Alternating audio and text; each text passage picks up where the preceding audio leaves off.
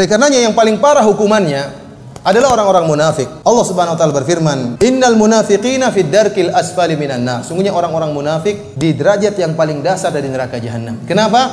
Karena orang-orang munafik, mereka adalah orang-orang kafir, akan tapi mereka mendustai Allah dan kaum mukminin, mendustai Allah, Rasulnya dan kaum mukminin. Mereka menampakkan Islam, akan tapi abtanul kufur, dalam hati mereka menyembunyikan kekufuran. Terutama orang-orang munafik yang ada di zaman Nabi sallallahu alaihi wasallam. Mereka melihat mukjizat Nabi sallallahu alaihi wasallam, mereka melihat indahnya Islam, mereka melihat bagaimana Allah menolong Nabi dan para pengikutnya dan para sahabat. Akan tetapi mereka tetap kafir kepada Allah Subhanahu wa taala dan mereka menyembunyikan kekufuran mereka. Yukhadi'una Allah, mereka menipu Allah sehingga mereka diazab, ya. Mereka telah melakukan dua kesalahan.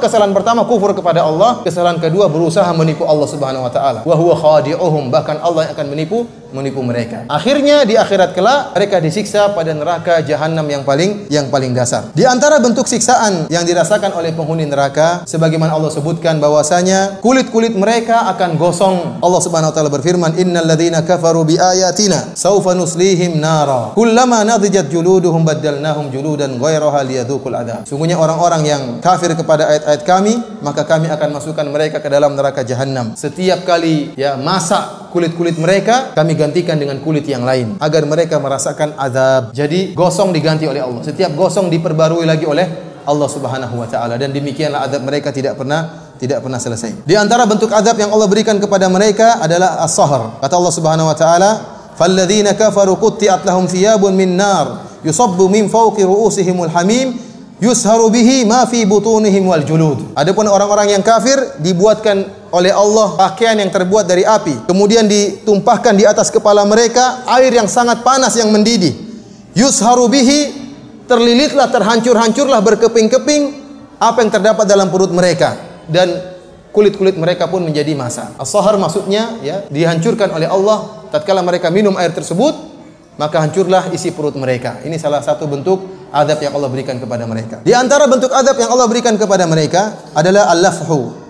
Itu ditampar, tapi yang menampar adalah api neraka jahanam, dibakar wajah mereka. Allah mengkhususkan menyebutkan tentang wajah karena wajah merupakan tempat atau bagian tubuh yang sangat mulia.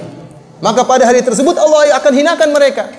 Bahkan Allah akan membelenggu mereka, kaki-kaki mereka dibelenggu, tangan mereka dibelenggu. Disebutkan bahwasanya kaki mereka dibelenggu dari belakang sampai ke atas ini, dilipat oleh Allah sampai ke atas, dan tangan mereka dibelenggu sehingga wajah mereka ditampar, dibakar oleh api dan mereka tidak bisa membela sama sekali sebagai bentuk penghinaan. Karena wajah merupakan bagian tubuh yang mulia, pada hari kiamat kelak orang-orang kafir akan dihinakan wajah mereka. Kata Allah Subhanahu wa taala, "Wa man jaa'a bis-sayyi'ati fakubbat wujuhuhum fin-nar." Adapun orang-orang yang membawa keburukan dan dosa, maka akan disungkurkan wajah mereka di neraka jahanam. Dalam ayat yang lain kata Allah Subhanahu wa taala, "Lau ya'lamul ladzina kafaru hina la yakufuna an wujuhihimun nar." Kalau seandainya orang-orang kafir mereka mengetahui bahwasanya akan datang suatu hari di mana mereka tidak mampu untuk menghalangi neraka jahanam yang datang membakar wajah-wajah mereka.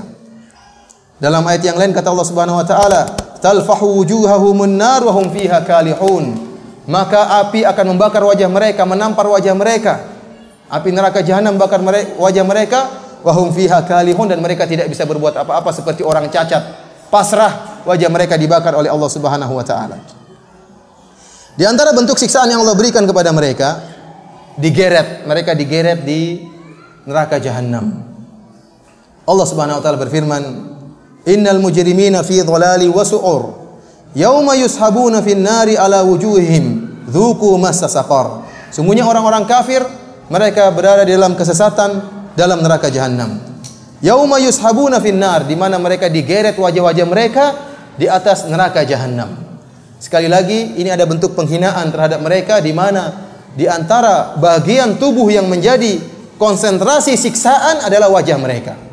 Dibakar dan digeret, ini wajah mereka disiksa oleh Allah Subhanahu wa taala. Di antara bentuk siksaan Allah Subhanahu wa taala, wajah mereka dibuat menjadi hitam. Kembali lagi Allah berbicara tentang wajah. Karena itulah bagian tubuh yang sangat mulia. Allah konsentrasikan siksaan pada wajah-wajah mereka. Allah Subhanahu wa taala berfirman, "Yauma tabyaddu wujuhun wa taswaddu wujuh." Hari di mana ada wajah-wajah yang putih, yang bersinar, dan ada wajah-wajah yang hitam. Fa ammal ladzina swaddat wujuhuhum akafartum ba'da imanikum.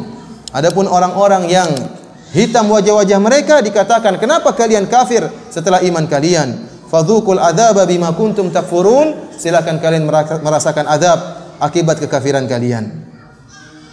Dalam ayat yang lain Allah berfirman, walladzina kasabus sayyiati jazaa'u sayyi'atin bimithliha wa tarhaquhum dhillah ma lahum minallahi min 'asim ka'annama ughshiyat wujuhum qit'an minal laili mudhlima ulaika ashabun nari hum fiha khalidun.